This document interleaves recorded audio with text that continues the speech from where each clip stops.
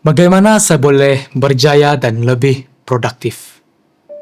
Pernahkah Anda merasakan Anda bekerja keras tetapi tidak benar-benar maju? Anda bangun setiap pagi menjalani rutin Anda, tetapi pada penghujung hari Anda bertanya-tanya, adakah saya benar-benar berjaya dalam perkara yang penting? Dunia menganggap kejayaan sebagai kekayaan, status atau pencapaian.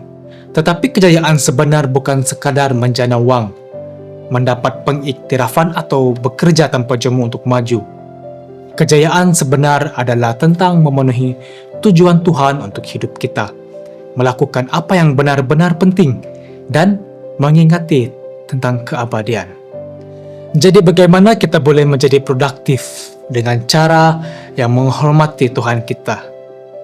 Alkitab memberi kita prinsip yang jelas apabila diterapkan membawa kepada kejayaan yang kekal, bukan hanya untuk kehidupan ini tetapi untuk selama-lamanya. Langkah pertama, serahkan rancangan Anda kepada Tuhan. Sebelum kita memulakan sesuatu, kita harus tanya dulu, apakah saya sudah menyerahkannya kepada Tuhan? Dalam Amsal 16 ayat 3 berkata, serahkanlah perbuatanmu kepada Tuhan, maka terlaksanalah segala rencanamu. Artinya di sini, jika kita serahkan rancangan kita kepada Tuhan, Dia akan membimbing kita ke jalan yang benar. Ramai orang, mereka bekerja keras, tetapi dengan bersusah payah. Karena apa? Karena mereka bergantung kepada kebijaksanaan mereka sendiri. Tapi Alkitab mengatakan, percayalah kepada Tuhan dengan segenap hatimu, dan janganlah bersandar kepada pengertianmu sendiri. Akuilah Dia dalam segala lakumu, maka Ia akan meluruskan jalanmu. Ini dalam Amsal 3 ayat 5 hingga 6. Kita melihat contoh dalam Alkitab. Kejayaan Yusuf tidak datang karena nasib atau cita-cita pribadi.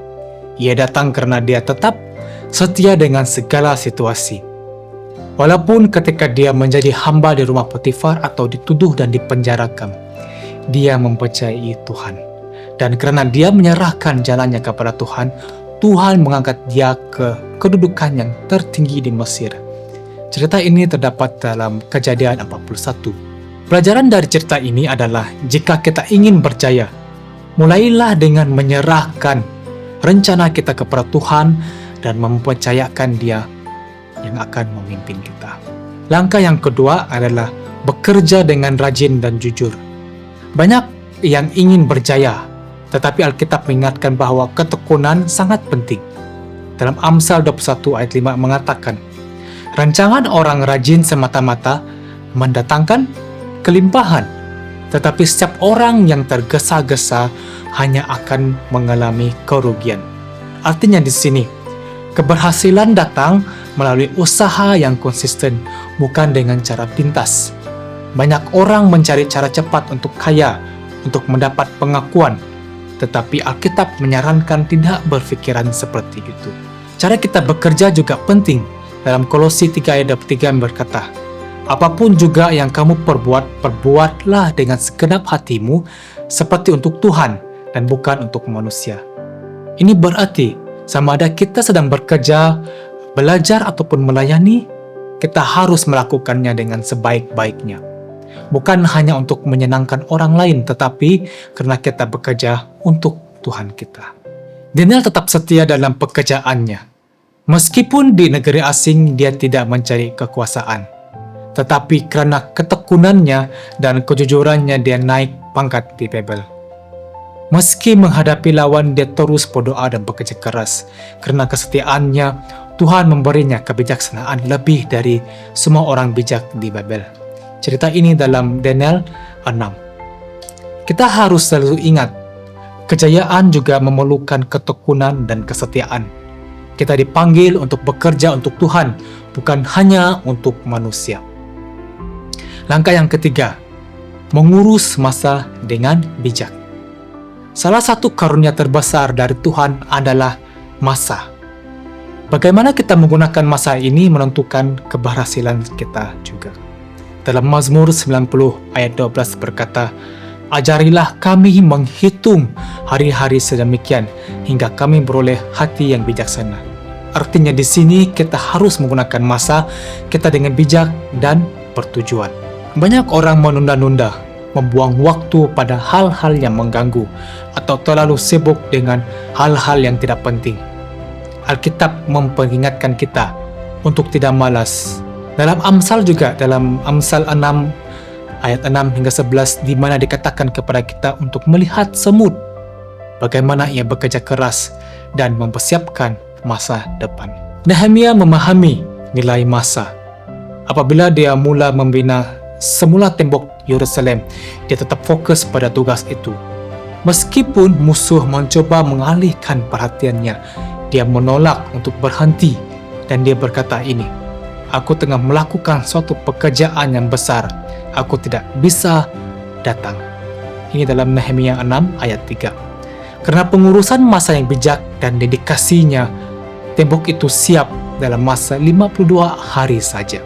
Kejayaan bukan hanya tentang bekerja keras, ia tentang bekerja dengan bijak. Utamakan apa yang benar-benar penting dan hindarilah gangguan. Langkah keempat, minta hikmat dari Tuhan setiap hari. Banyak orang bekerja keras tetapi tiada arah. Alkitab memberitahu kita bahwa hikmat yang benar datang daripada Tuhan. Yakobus 1 ayat 5 berkata, "Tetapi apabila di antara kamu ada kekurangan hikmat, hendaklah ia memintakannya kepada Tuhan, yang memberikan kepada semua orang dengan murah hati dan tidak membangkit-bangkit, maka hal itu akan diberikan kepadanya." Tanpa hikmat, orang membuat keputusan yang buruk. Mereka membuang kesempatan yang ada dan gagal melihat gambaran yang besar. Tetapi apabila kita mempelajari firman Tuhan dan mencari kebijaksanaannya, kita dibimbing kepada kejayaan yang sebenar.